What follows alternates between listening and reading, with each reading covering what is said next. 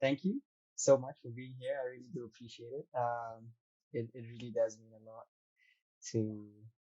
I'm just trying to find my questions. It really does mean a lot to have you here. To just be able to chat, talk about um, your career and what it is that you do, I think, creatively. But I just want to start off by asking how you're doing and how you're feeling and how this year has been. I know we're kind of like halfway through it, but like halfway through it, but like Yeah. how's it been and how are you?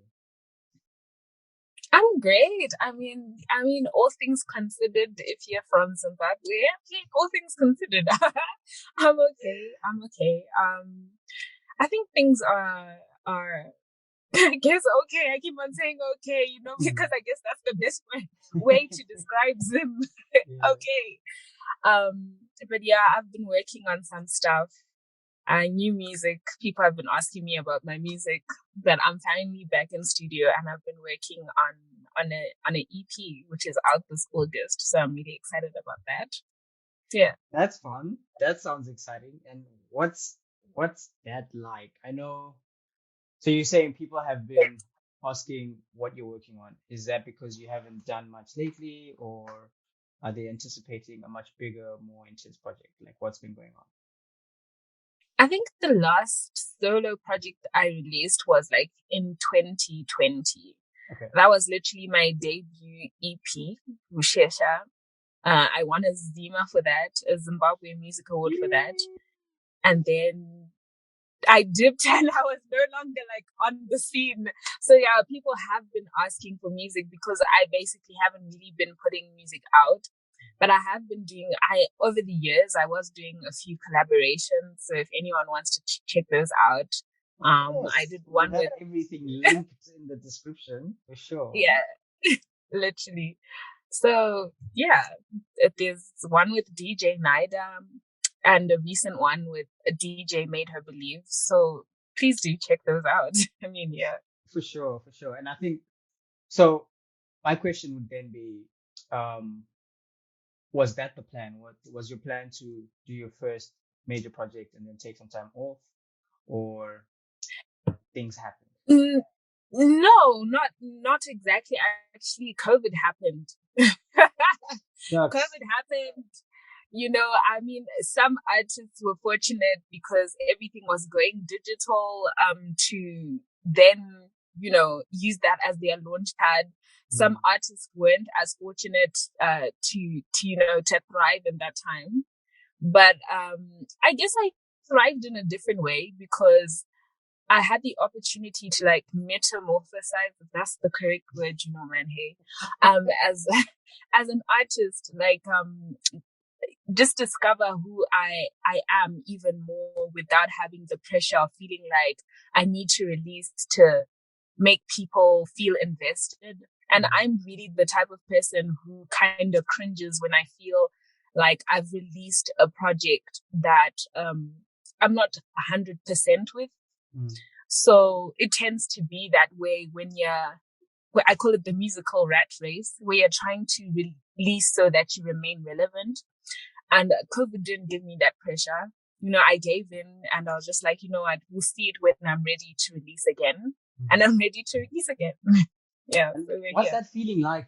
Just a feeling of being far away from it for so long, and then just like kind of coming back and being in touch with it and finding yourself and connecting with your art again. Like, how does that feel like?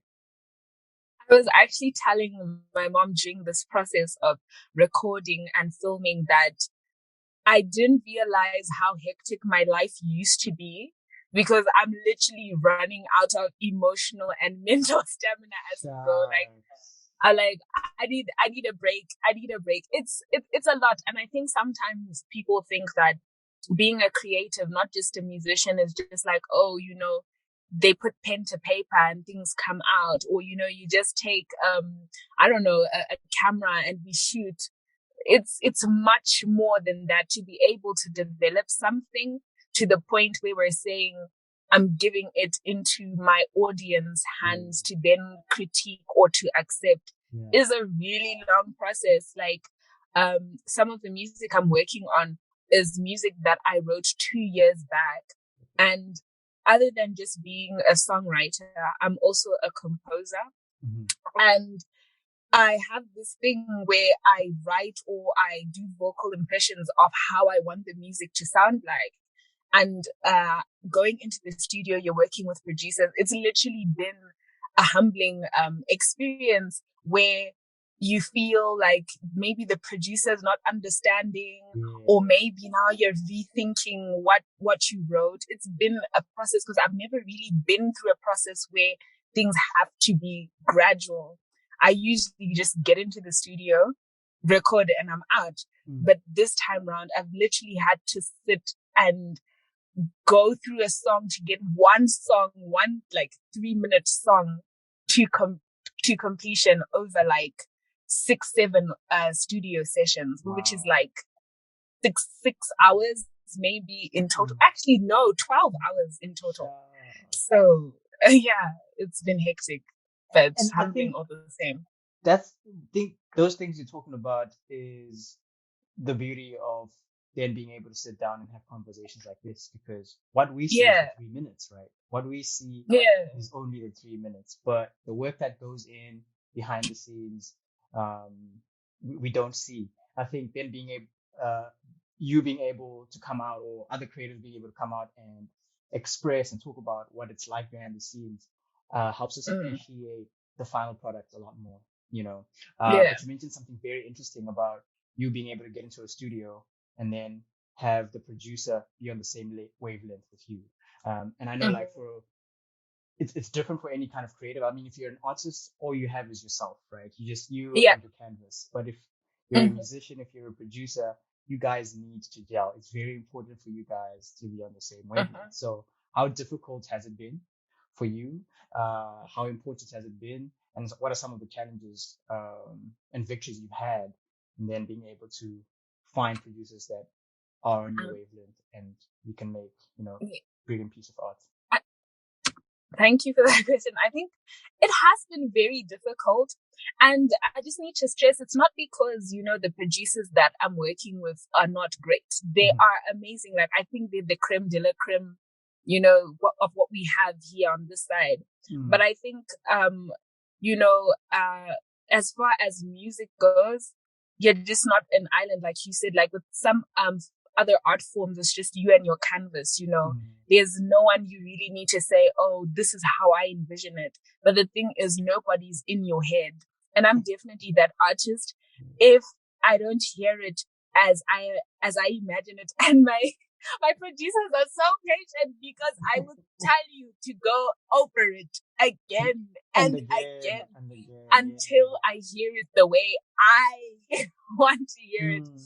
So with that process as well, it's really taught me artistic humility, because at the same time, as much as I compose my own music, when I'm listening to feedback from my producer, they can be telling me like, I know you want it to sound this way, but with the vibe you're going with, it's not going to sound that way, and to be able to take that input as well. So it's also been humbling, because I've come from a place for very long where I've just, said, this is what I want and let's do it like this.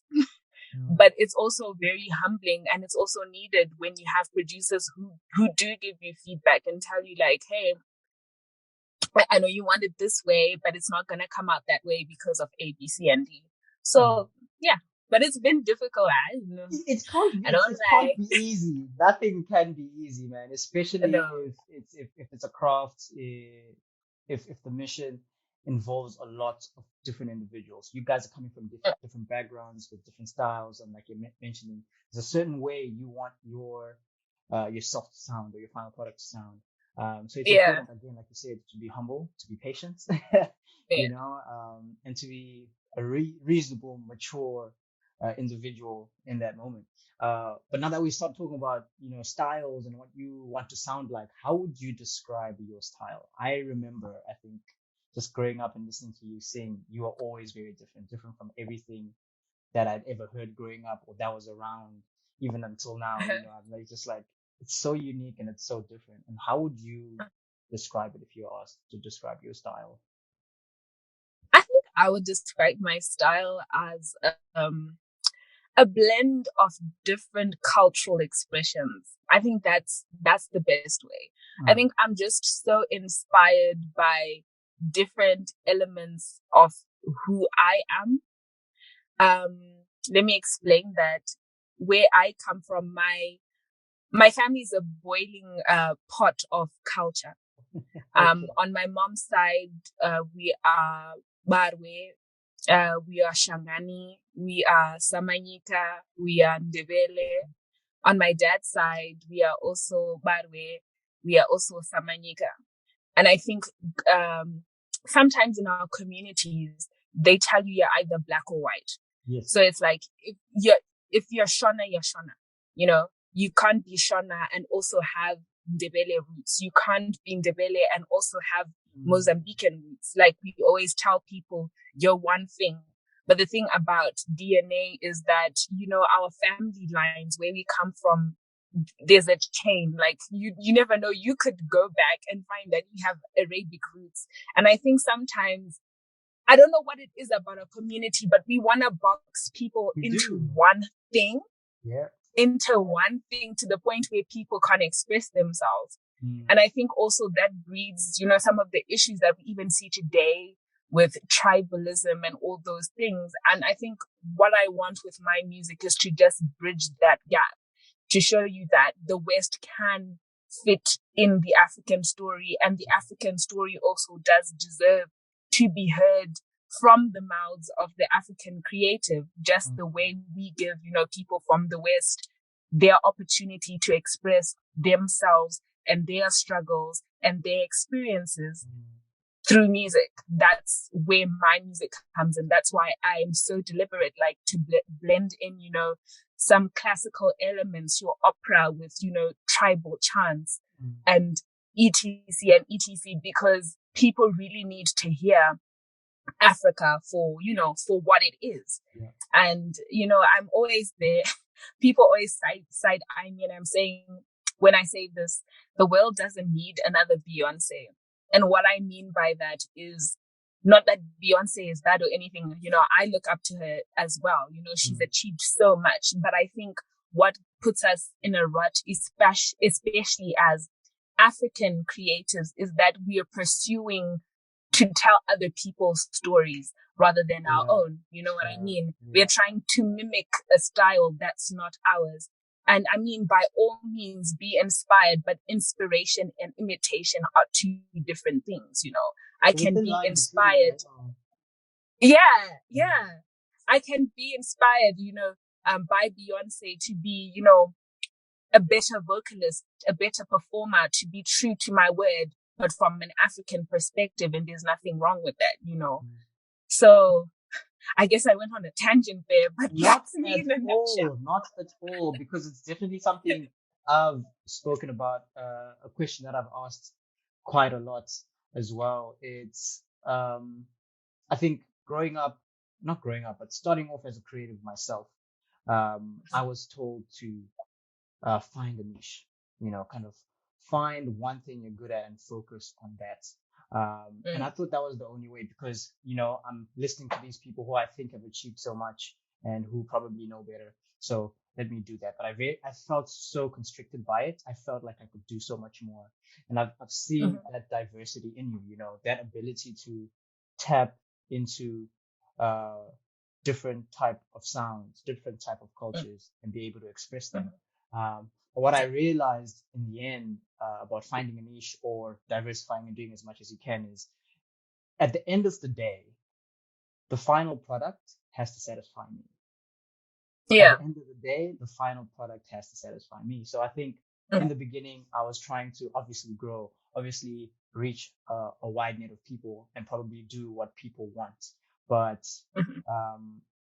I think this is another interesting question. It's, you know, being in a space where you're creating, and people love it, but you're not happy and you're not mentally satisfied. Like, and I know, especially in the music industry, I've seen it a lot, man. And I could list a bunch of people who have started, doing music, and it's genuine and it's nice, but they change, and you're like, when did this person change? And it's because it demands that kind of Yeah. style, that kind of music.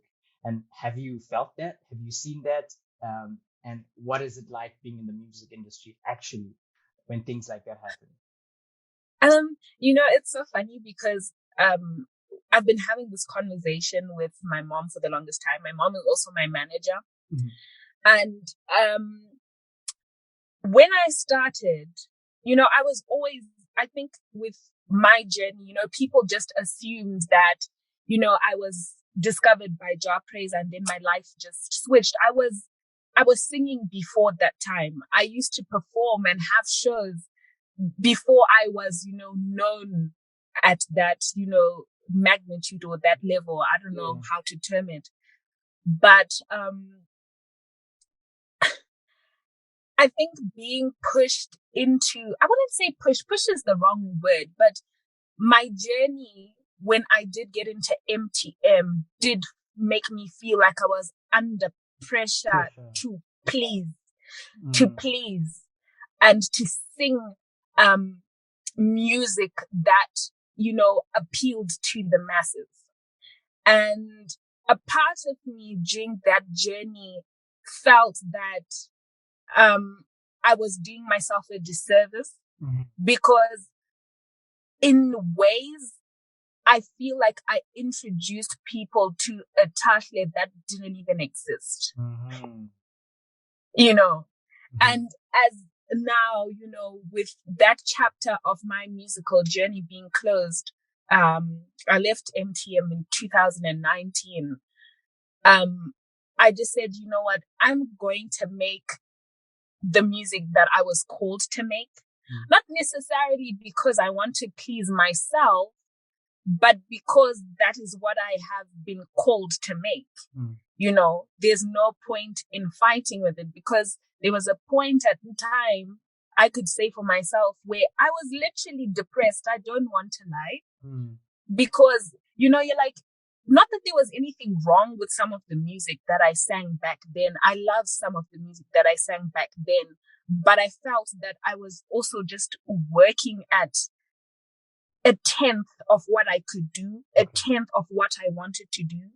And you ask yourself the question, okay, fine. If I have, the hundreds of thousands of Instagram followers and streams, with a musical product that I didn't want to share in the first place, what benefit is it to me as well?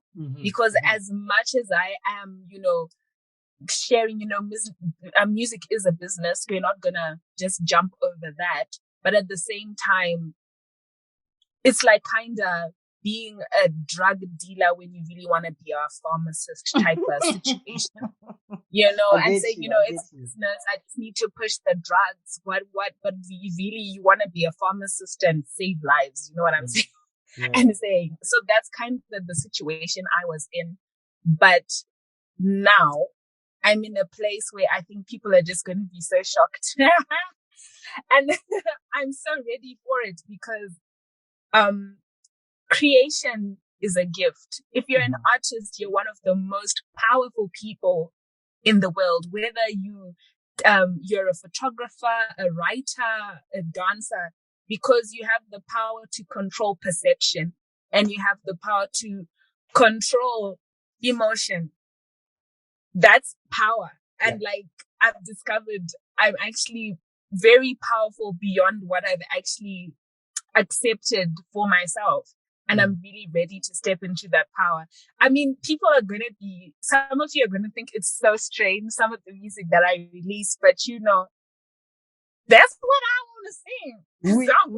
We are ready for it. We are definitely ready for it. And I think I appreciate your artistry. I appreciate Thank you. Things that aren't generic. I very much detest the generic, the copies of other people. And you can tell that this sound we've heard before, this style we've seen before, and there's nothing wrong with that. It's just not, I've appreciated it already. Give me something fresh, give me something new. So I'm definitely like looking forward to what it is that you're working on. And you definitely have a backing, that's for sure. Thank you. You mentioned something very interesting as well, is that in as much as music is an art, it's also very much a business. And a big part of that business, which is music, is people consuming it. People need to consume it for it to be worth something. So my question then for you would be, having yourself being elevated to that magnitude by MTM and then choosing to leave, how did that affect your business in terms of the people who had seen this version of Tahle in MTM and then seeing this new version of you? How did they react? How did they feel? And how did it affect your business, I guess? Sorry, you were breaking there. Do you want to take that again? Okay. So I was saying, music is a business as well. And a big part of that business is the people that consume it. And after having been elevated by MTM to that magnitude and presenting this version of Tahle, which you didn't want to take long term, and then people falling in love with that version, when you then switched and started to pursue your true self, how did that affect the people that had followed you or grown to know you in that level? And how did it affect your business and the following and things like that? I think, you know what, in terms like of numbers, yeah, they did dip a bit because, you know, MTM was like,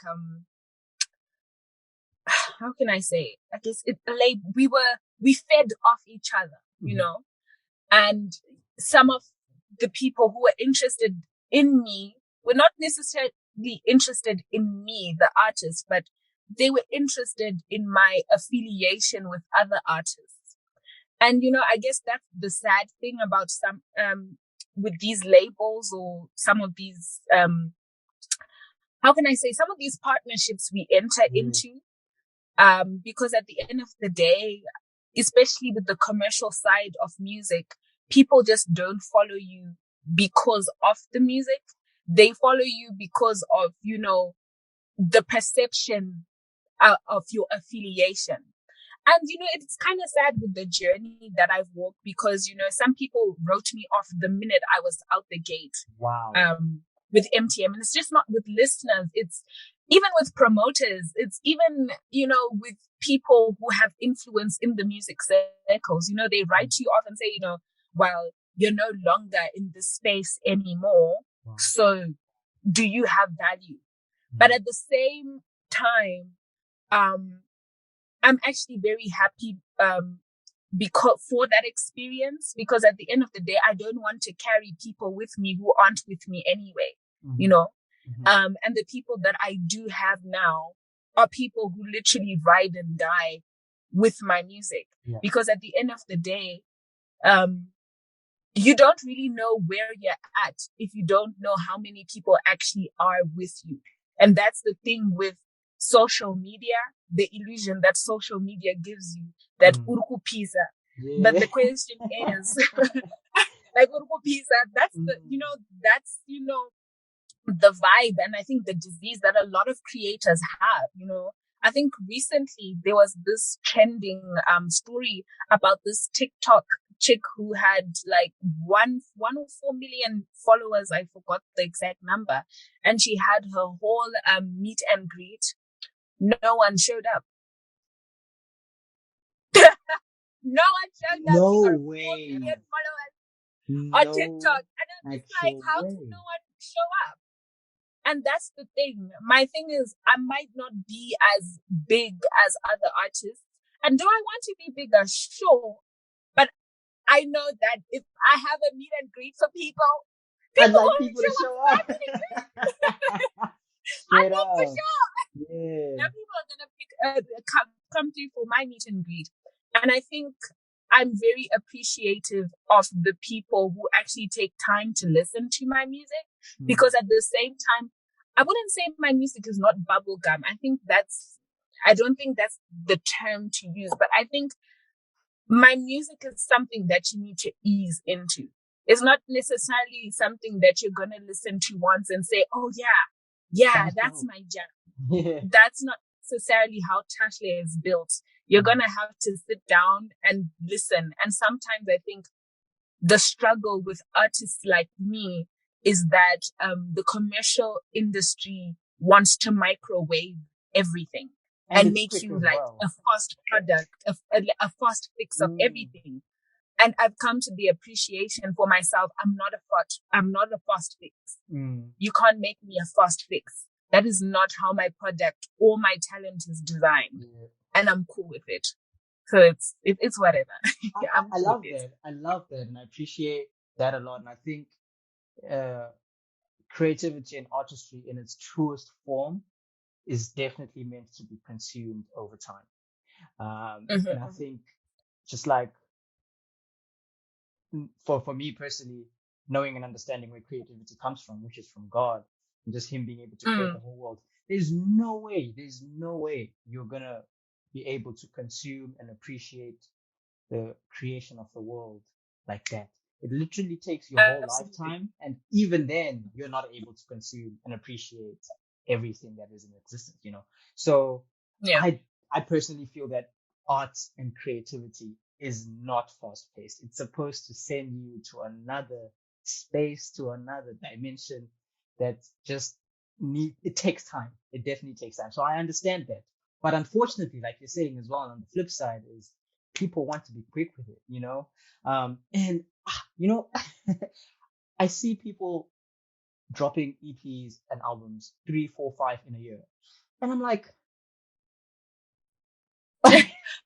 you know, I'm just honestly, maybe people work differently. Maybe people work differently. But I'm just like, people do. But like, I just like when you said that, I really kudos to them, because for me, honestly, with this one EP, I think I'm done for the year. Like, I'm giving everyone their songs and their music videos, and I'll see you in 2023. I cannot be doing EP after EP after album here. But no, because for me, then what it comes down to is, okay, fine, you're feeding the masses and you're producing this content commercially, you're hitting the numbers, but individually, when do you get time to feed yourself? You know, when do you get time to consume? When do you get time to regenerate? When do you get time to re-energize? And then, unfortunately, and I'm really like blowing this out of proportion, but then that's the reality of it, is then you see people who are really successful, really big, who end up doing some really crazy things. And you're like, so this guy, you think he's got everything, you know, he's got all the albums, he's got all the awards, he's got all the money, and then he's just like committed suicide. And you're thinking, but then where did it go wrong? Where? And you know, I think with art, or with anything actually, that's not art. But the thing is, when there's a difference when you're a human product. That's what artists are. We are the product, especially when you're a musician or an actor. You are the product. They're like, you can, as a photographer or an artist, someone who paints and draws, you can separate yourself from the product. From the product. But from the product, you know, this is my picture, my painting, my canvas. Like, but you can be in your room and people can still appreciate your work. But you can't separate Tahle or I don't know what other artists. You can't separate Burna Boy from his music, because Burna Boy is the music. And the thing is, he is the music. You cannot consume his art without actually taking into consideration the artist. And I think with the journey of, especially now when we're talking music on a global stage, where some of these artists have, you know, these huge record labels behind them, pumping money into them, you become almost like a robot, you know, because at the end, as we say, music is a business. If I advance you $20 million, the thing is, people really don't think through how deep that is. I am giving you it's basically a 20 million or even plus loan. And I'm saying, okay, I want you to deliver. You're basically gambling, because at the end of the day, we are not taking into consideration the fact that you've given me a $20 million advance, but maybe in my first year, I can only make $1 million. Maybe I don't take off in the first year, you know? And that's why we see a lot of people going to lengths, because it's a money thing. This record label is going to own my masters, is going to own me until I can give them $20 million back. So, like, you really need to think through these things. Like, a lot of people ask me, like, why don't you just go and be signed to, a huge record label? And I'm like, because I don't want to own no big wig $20 million. That's too much pressure. And that's why we see a lot of, musicians, especially going off the deep end. I think you mentioned earlier on that, some artists go through this 360 phase, and most of this 360 phase is not necessarily something favorable for them. It's because money, we find, especially in the space, more female artists get from, it's like sensual is something else, but then people just become overtly sexual because the narrative is that sex sells. And the label is wanting sales because they've given you money. Wow. So it's a dog eat dog world. It's a dog eat dog world. It's very scary and it's very real. But it's like, how have you done it? How have you been able to then continue making music, continue being true to yourself, survive without signing to any label, and because I'm pretty sure there's people out there who then might be listening or like, you know what, I want that for myself, but your dog, it's really hard, So then it is hard. Why have you been able to do? It is hard. I think honestly, diversify. I'm just not a musician. I do other things. Yes, they might be in the artistic space. I'm an interior designer. I actually make content for other people. I'm actually studying. I'm going to be writing my exams soon. I might be a qualified business administrator if everything goes well. Diversify. And I think sometimes with us as creatives, what happens is we get into this la la land where we're like, I just want to create, and it's all about the vibes and let it flow. This is the real world, baby. You need to put food on your table. Be smart about it. I am 100% a musician, but at the same time, I guess that's why I don't necessarily feel the pressure to release all the time, because as much as I treat my music as a business, but because I do have multiple income streams, I have the luxury to choose when and how I want to release.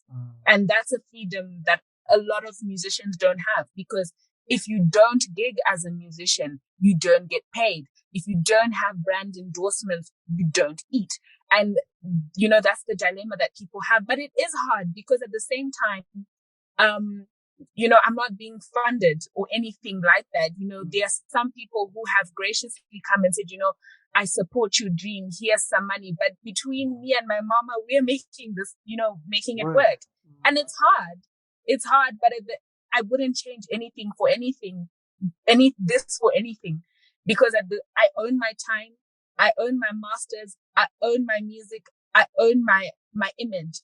And a lot of people don't see those things in the long run. They think of it in the now, and they're like, let me do this. Let me do this. Sign away my rights, sign away my image to people.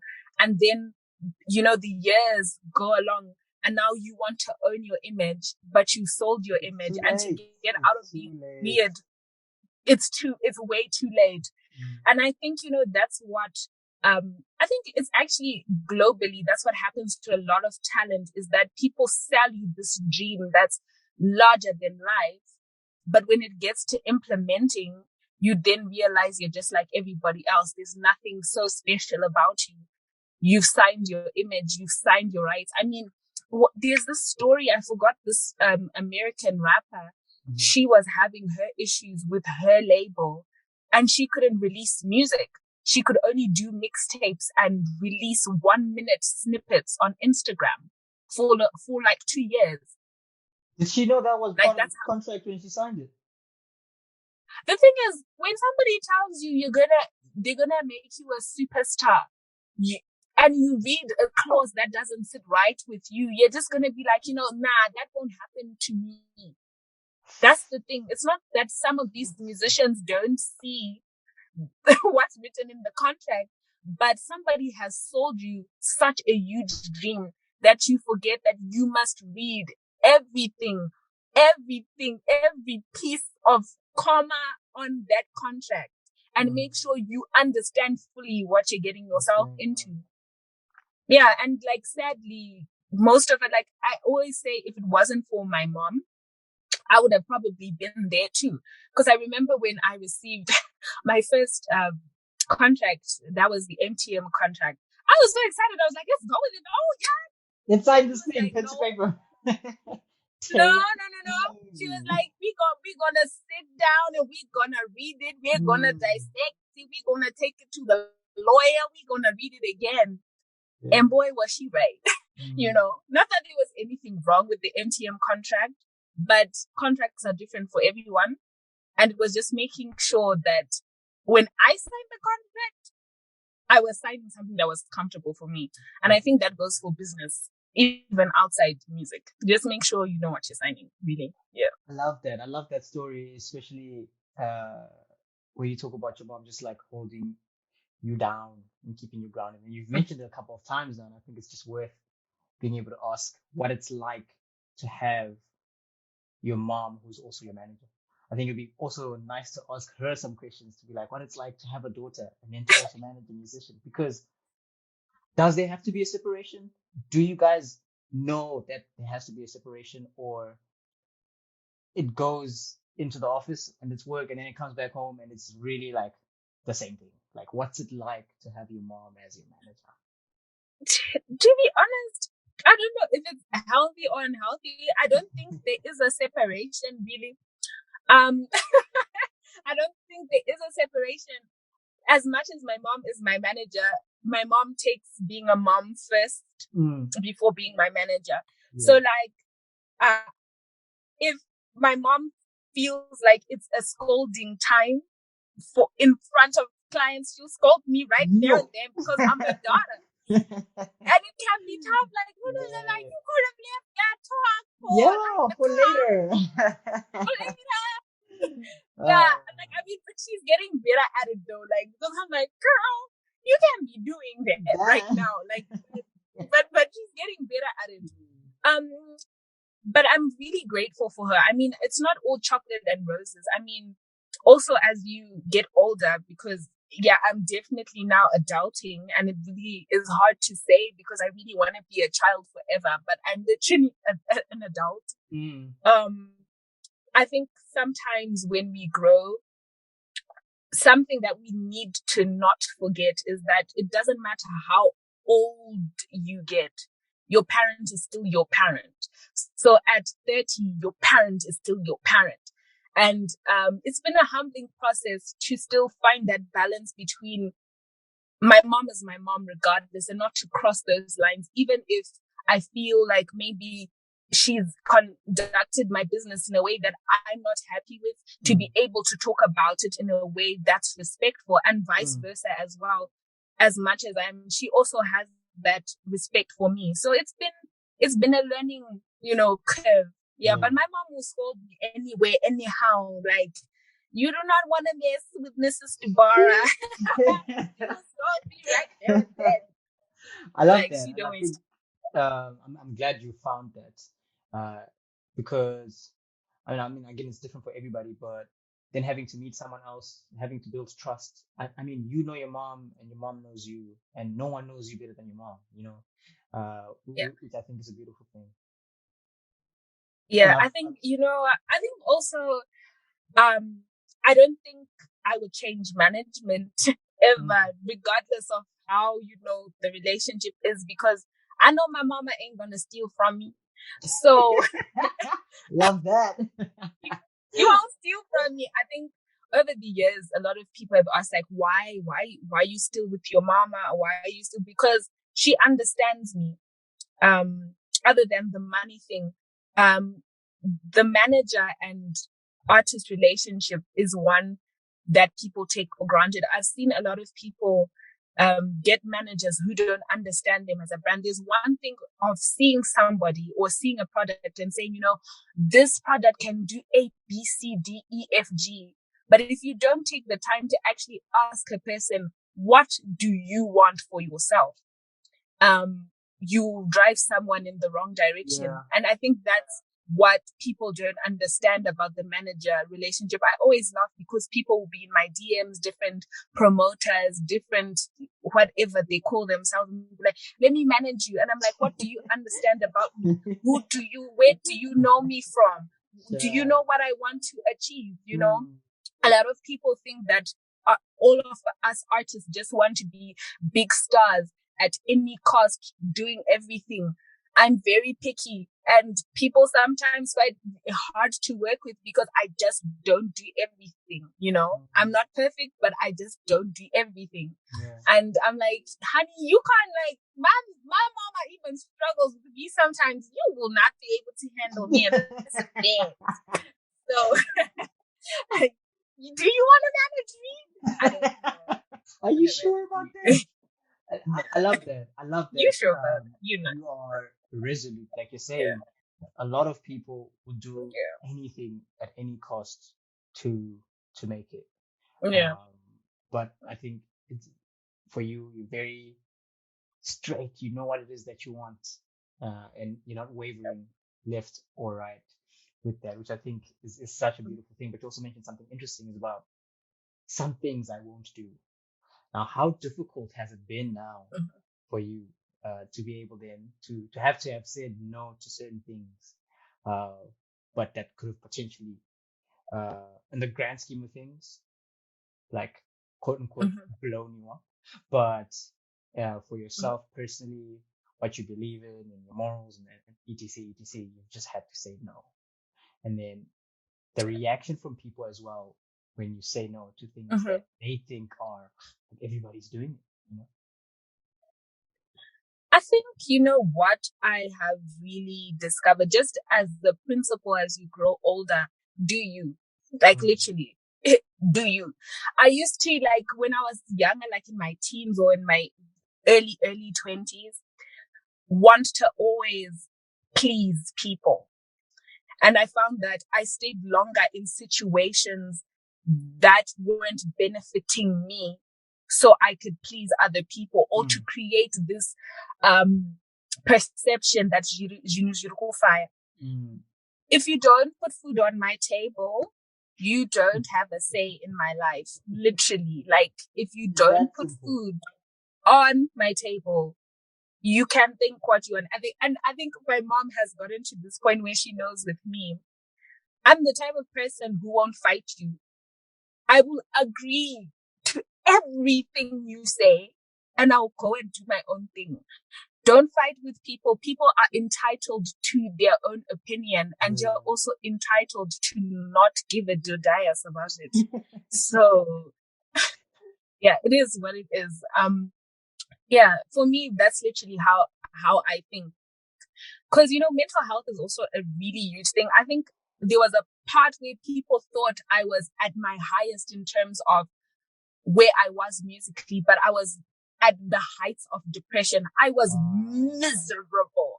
I was so miserable. And when I left certain situations, I've been so happy. It is what it is. So if you don't put food on my table, you definitely know I ain't listening to you, boo. And it's true, man. And I'd be surprised if someone has lived life and have said they've never been in a situation where they've tried to please everybody. Because I think as human beings, we want to be a part of something. We want to be a part of something that matters. We want to be valued. Yeah. We want to be appreciated. We want to be noticed. So it's very easy then, especially, and I was talking about it earlier, this thing of niching and finding one thing to focus on. It's what's trending, let's do that. But like you're saying, man, even when you pick a niche, even when you pick something that's trending, even if you pick something that people like, I can guarantee you there's going to be at least one person who's going to speak dirt on that thing. So you cannot. It is what it is. So don't try to. Don't try to. You cannot please everybody. So it's not worth it, like you're saying as well, for your mental health. It does so much more damage than you can imagine. It does. To yourself. It really does. Yeah. But I'm very interested to know about a younger you. You know, you talk about growing up and family and roots and things like that. But what was it like for you growing up? Was music always a thing that was a part of your life ever since you were a young individual? And was this something that you always wanted to do? Absolutely. Music, I think I've been singing since I was like 3. Shucks. And yeah, I've been singing since I was 3. My mom is an amazing musician herself. So we've been singing since the womb. Literally. Like music was my day to day, is my day to day. I think music is me. I am music, and it's such a creative thing to say. Like, I'm one with my art. I'm in the vibe. Yes, so cliche. It really is cliche, but it really is what it is. I think the first musical exam though that I did was when was it? Like, I think grade 6, because I used to just sing because I loved to sing, but I think around the age of 11, 12, when I did my first vocal exam and I got out with my first honors, it was my first vocal exam. I got my first distinction the first time I went in for my vocal exam. I was like, oh man, I can sing like that? I actually wasn't conscious of the fact that I could sing. Do you know what I mean? Like, it was just like, yeah, and Farida Queen, but I love to sing, it's my thing. But when I, saw an audience really come through for me and moved with my performance, I was like, also, I'm actually talented. And I think that was, look at that, guys. That was my turnaround. And I think in high school, I would always laugh because deep down, I knew, yes, I'm in high school. And the expectation is like, I'm just going to jump into university because, every time you'd have those career sessions, I know you do about it, about these career sessions. I'm sitting there, I'm just like, I'm going to be singing. But I ain't going to say nothing about it. Like, I knew. I'm going to be singing. Wow. I'm going to be singing. But the PR answer, in high school would be, I want to be a journalist, but I'm going to sing. I want to be singing. Yeah. I knew. I like it. And it happened so naturally for me. Like, it's such a beautiful thing to be able to grow up knowing and never changing and having this thing you're so passionate about. If I can tell you how many times I've changed what I wanted to do. But I think you found such a beautiful thing, not just in music, being naturally good at it and knowing what you want to do, but also in having an intense support system that supports it in terms of your mom, because that brings me to another issue, which is creativity or anything remotely creative. I'm talking about even being a chef, being an artist, being a sculptor, being a dancer, anything remotely creative, not being seen as a viable career globally for a very long time. It's suit and tie things, or you're a doctor, or you're an engineer, So having a mom who understood what you were passionate about, but not just understood, but was supportive about it, that's golden, Golden. It is. But do you think that that's changing? People viewing creativity as a viable career option. Do you think it's changing, or it's going to change, or it has to change, or things are fine the way they are? I think things are changing. Definitely. I mean, we are now in the, digital era for sure. And, it's power to the content creator, and the content creator is the artist. You'll find even on this side, your corporates are now literally getting artistic input in the things that they do, because without art, it's really hard to gauge an audience now. People are not talking stiff anymore. People also want to have vibes at work and in their products. So if you want vibes, bring the artist along and the artist will give you vibes.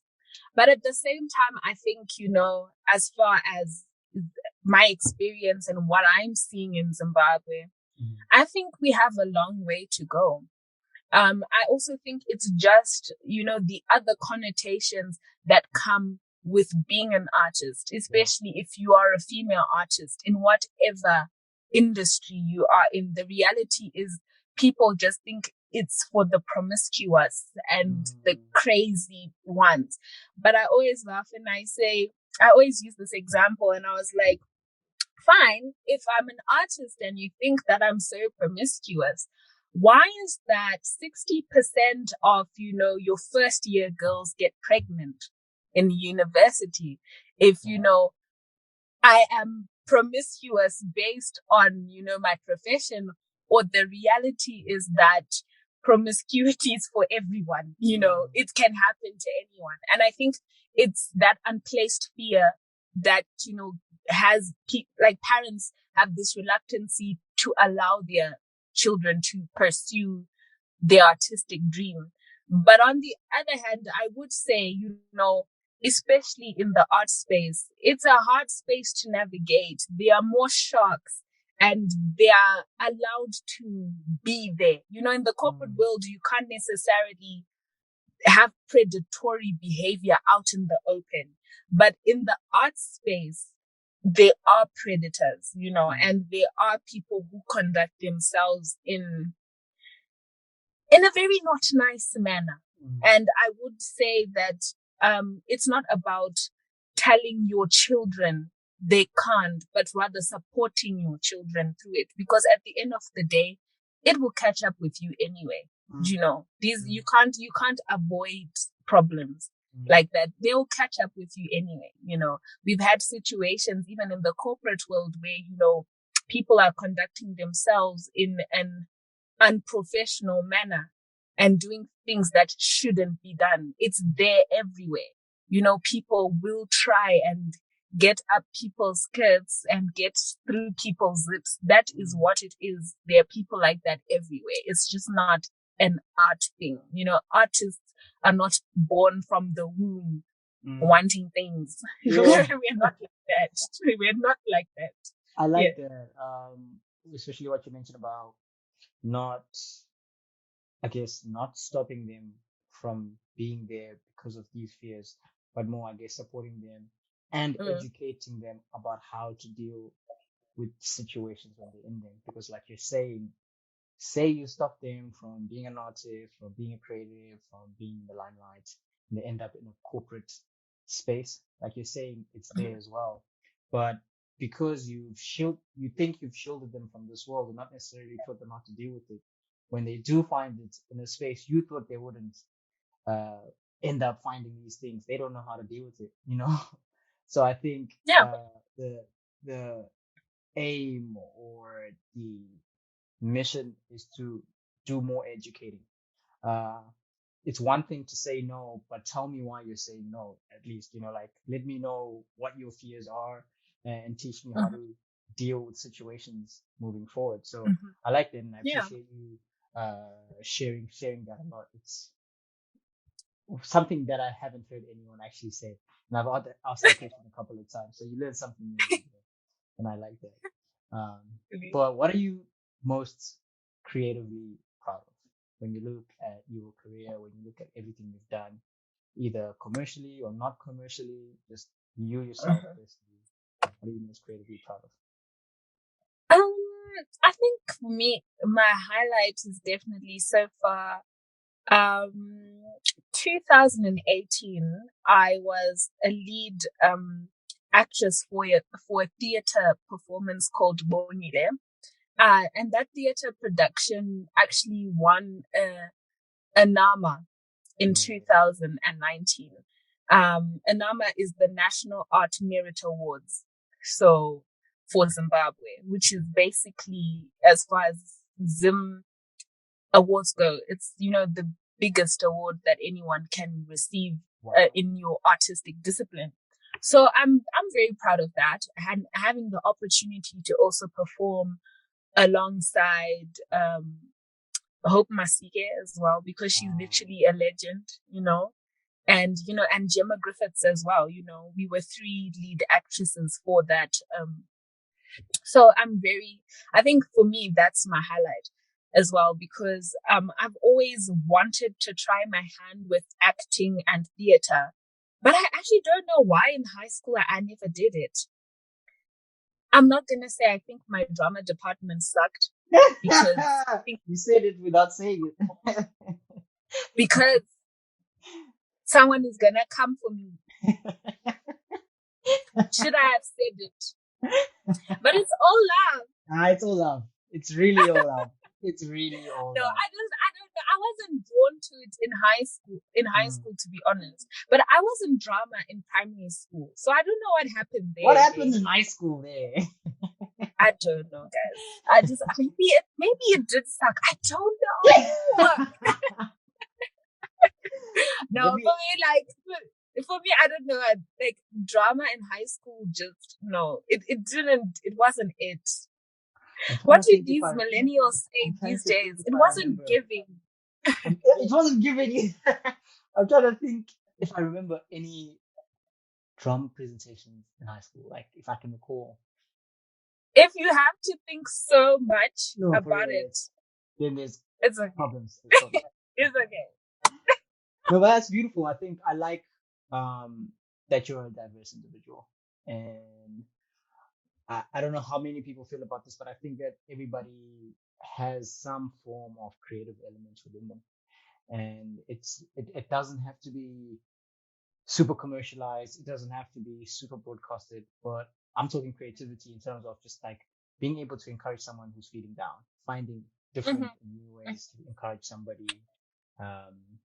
So because of where we come from and who created us, centrally, and his insane creativity, I think we all have some kind of creative juice flowing within us.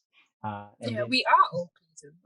Exactly. Just being able to see you express it in so many different ways is such a beautiful thing.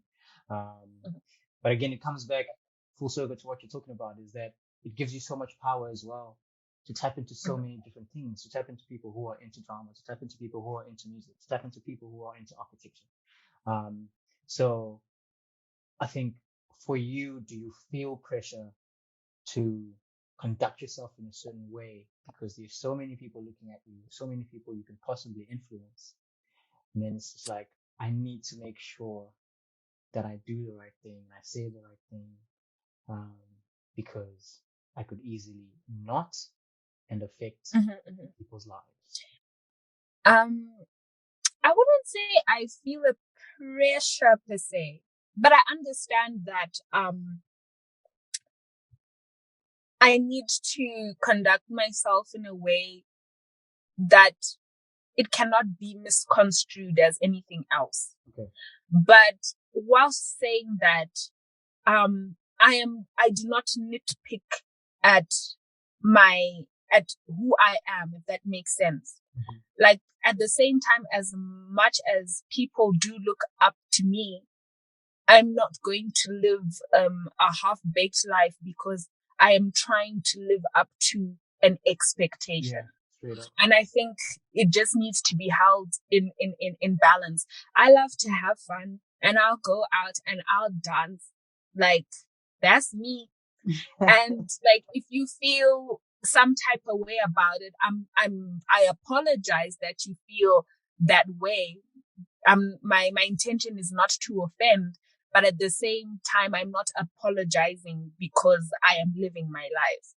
And I think sometimes people have unrealistic expectations of people. And I always, for me, in my journey, I've always tried to emphasize that I'm a normal human being and I am not perfect and I will make mistakes. If you're looking for perfection from me, you won't get it. But if you're looking for truth, you'll find it. It means, and when I talk about truth, it means you see me at my highest, you might see me at my lowest, you might see me mess up. And I think that's the sad thing also about being in the public eye, is that people tend to scrutinize you and to pick at you as if they don't go through the same things. The only difference between me and you is you have the choice to hide certain things from the public. But I don't have that choice because the public takes whatever they want to take from me. I can't necessarily hide anything because for some reason, sadly, when you're now in the public eye, even if you don't give off that information voluntarily, they feel like, oh, because you're a so-called celebrity. I hate that word, by the way. Celebrity. It means that I can open the door to your house and just take whatever I want because you're a celebrity. And that's how people treat you. So, to save myself from that headache, hey guys, thank you on my journey. I'm going to mess up and I hope you stick it through. And if you can't, I'm sorry, but it is what it is. I don't want to give myself that pressure of being perfect. I am not. I really am not. So, no. It's a good stance, it's a good mindset that you have, because now, unfortunately, and this part of it you can't control.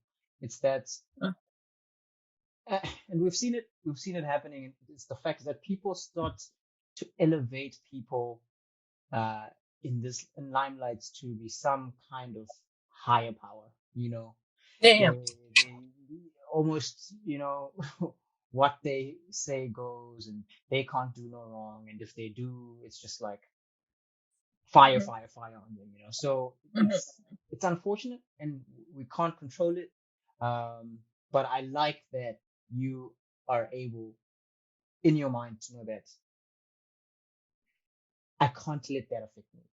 You can't. No, I can't. You can't let it affect you, man. And it's something we've already spoken about. People are always going to have opinions. You can't please everybody, and you need to stay true to yourself, no matter what, Absolutely. But you've spoken a little bit about some of the people you've enjoyed working with. I don't know if I'm allowed to ask who you've enjoyed working with the most. I don't know if that's something you want to talk about, but I do want to know who you would love to work with.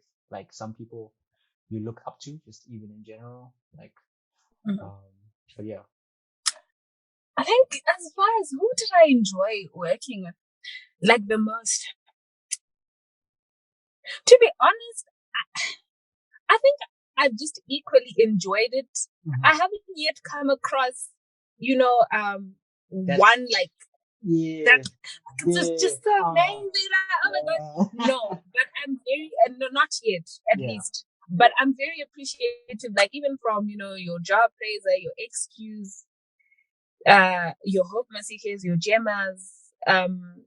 It's been, and Toki Vibes, let me not forget.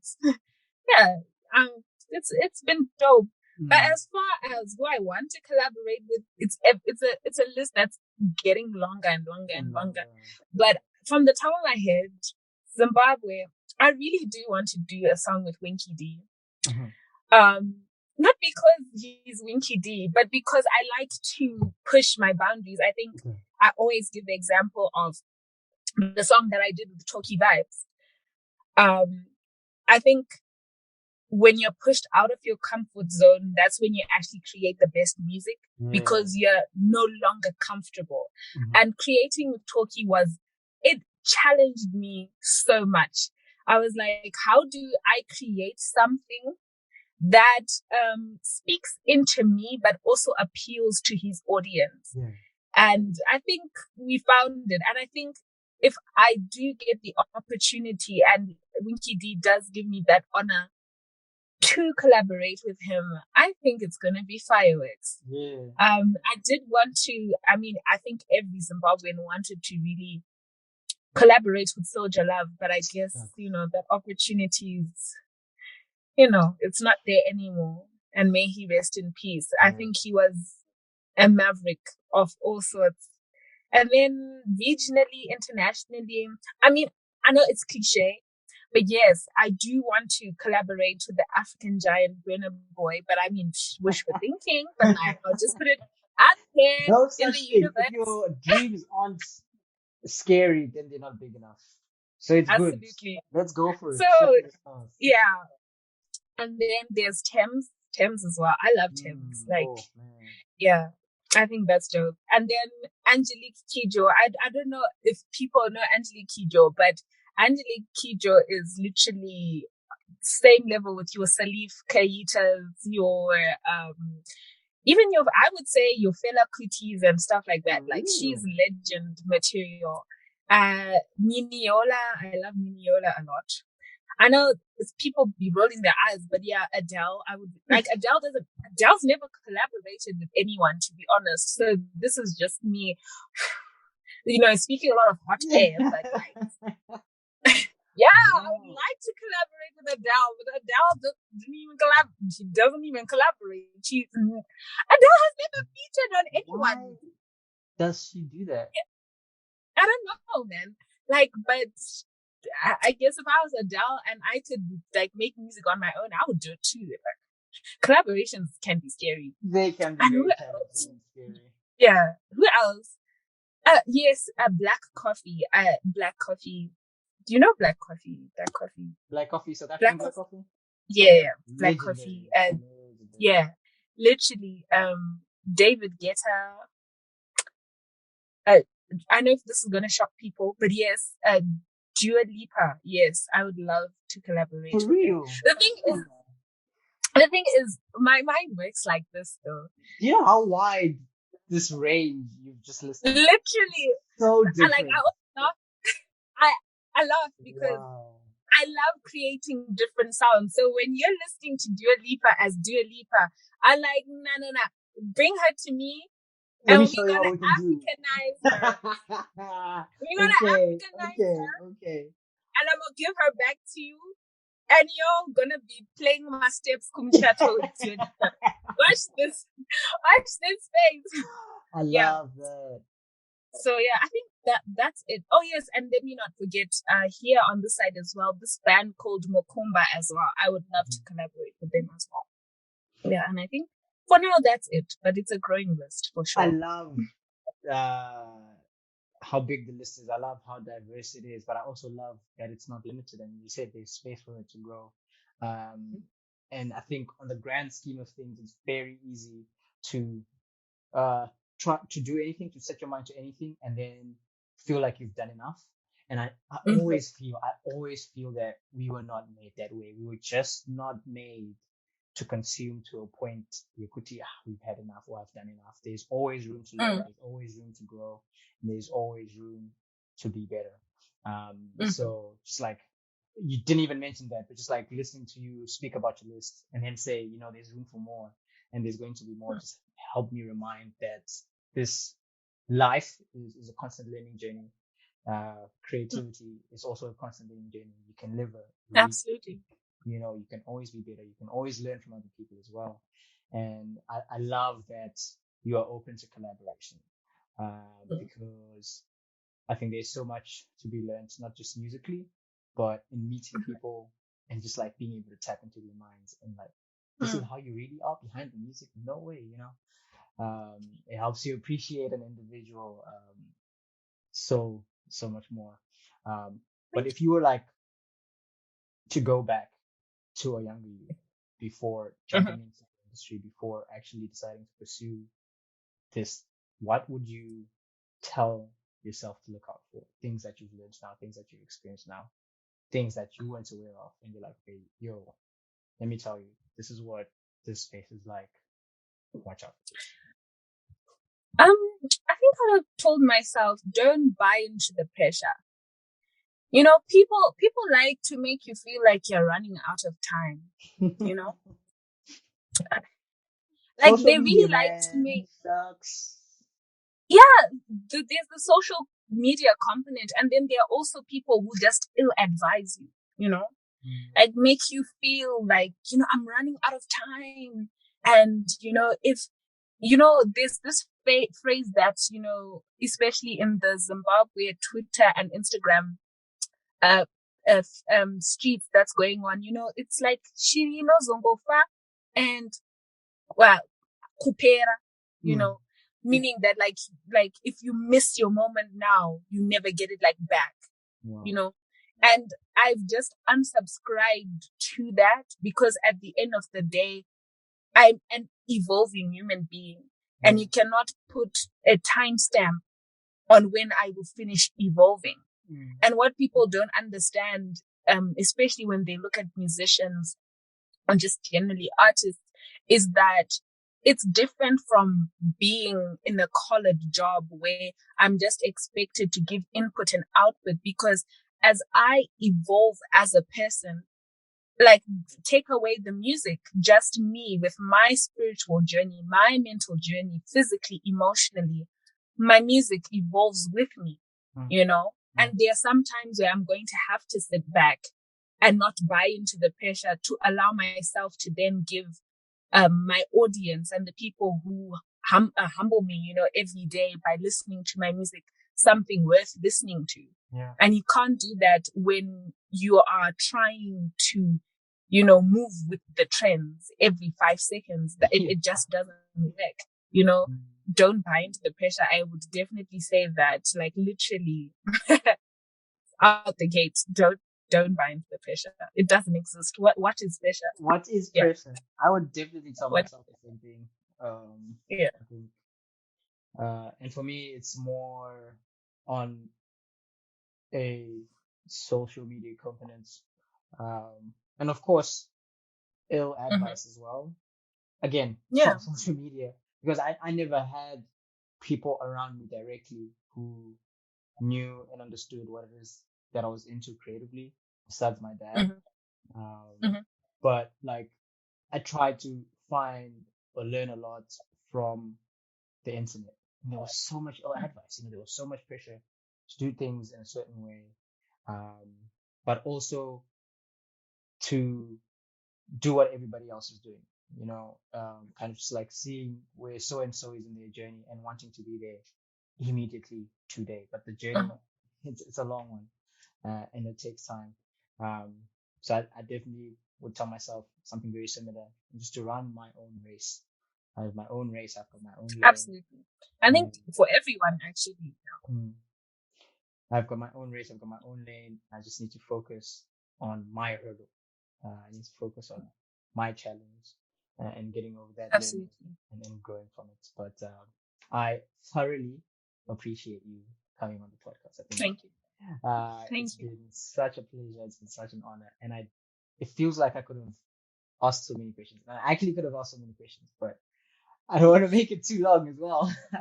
But I think it would be nice to have you on again. After Absolutely. Thank you. It was so much fun collaborating with Dua Lipa, and it's like asking you how you did that.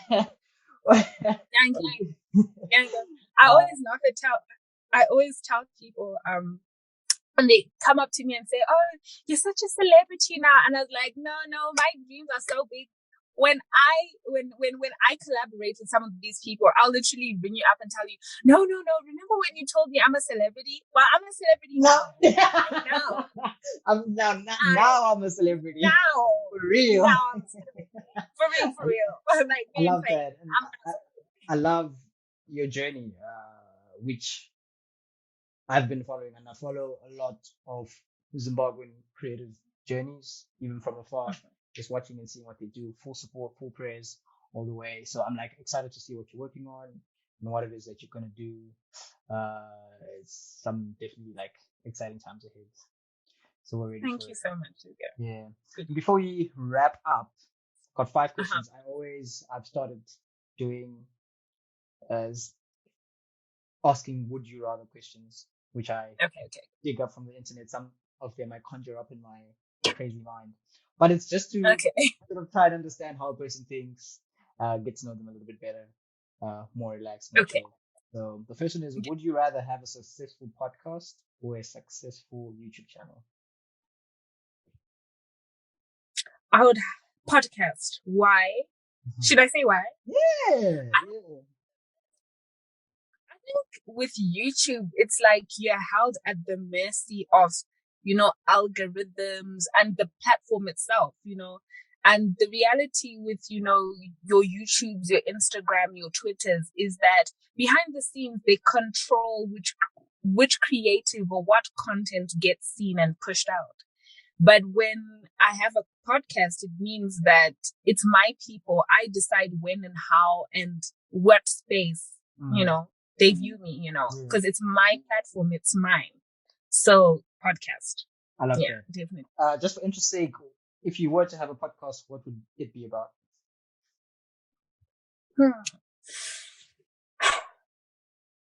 You know what? I think I'll talk about everything and anything that has to do with social life. I think that's a space that a lot of us growing up didn't have conversations about.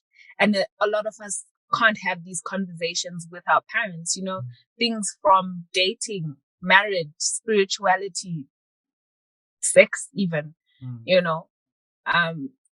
some of us aren't fortunate to actually have conversations with our parents about it.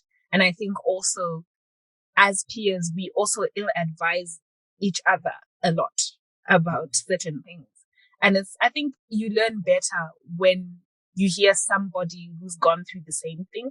Yeah. So something about life, social life. Yeah. Looks like you've got that one figured out. You might just want to start a podcast sometime soon. Just remember to put credits for me as well, Inspired by. Don't worry. I'm saying, don't worry.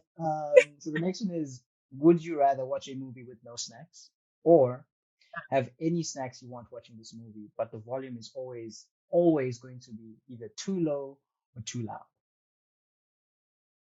You mean the snacks? We can figure it out. Really? Give me yeah. Are you watching a movie give me the and you can't hear? Nah, come on.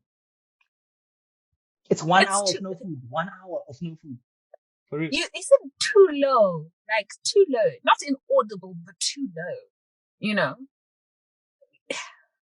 I can't be thinking of going to a movie house, honestly, and just sitting there watching Doctor Strange with nothing in my mouth. We've all been to a movie and actually not had snacks. Like at least once.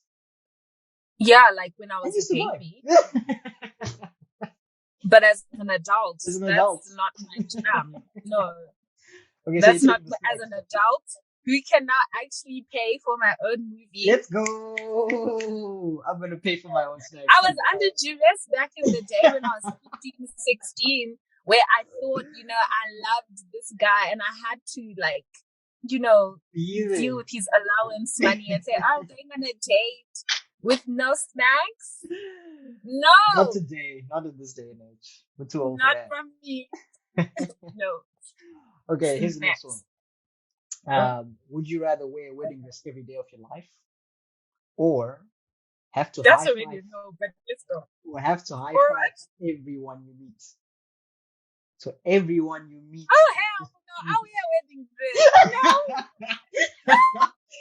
You see that? Like, oh no! Imagine everyone I meet.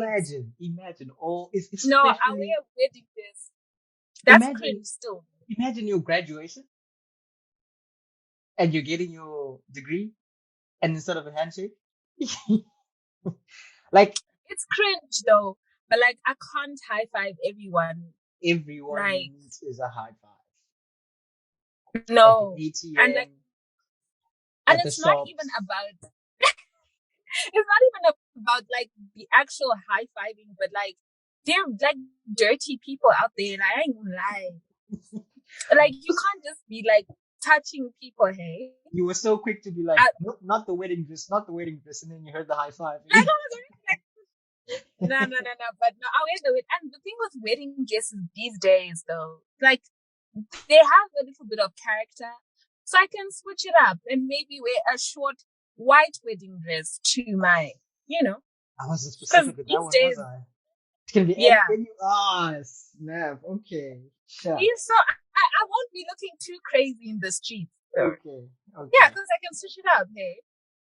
I need to change that question for the future. I'm gonna be the same wedding dress every day of your life. Okay, we've got two more. Okay. Would you rather live without the internet or live without AC and heating? As a Zimbabwean, I think I already know what you're gonna say.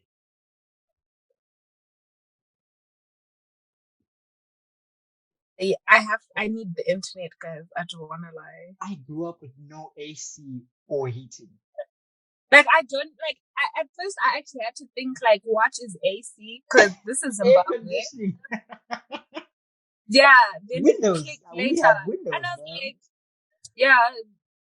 In winter, our school didn't have ACs. We What's opened that? windows in winter. What's that? So what is that? We had And I blankets. mean, with what is heating? We have water bottles and stuff. That's what we know. So I can survive. But the Yes. internet? No. I can survive with the internet, but not with the other stuff. Okay. That Yeah. makes sense. So I'll take the internet. We'll take the internet. All right. We've got one more.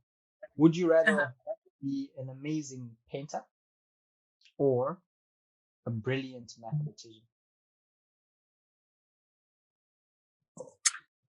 You know what? I'll say brilliant mathematician because I sucked at maths.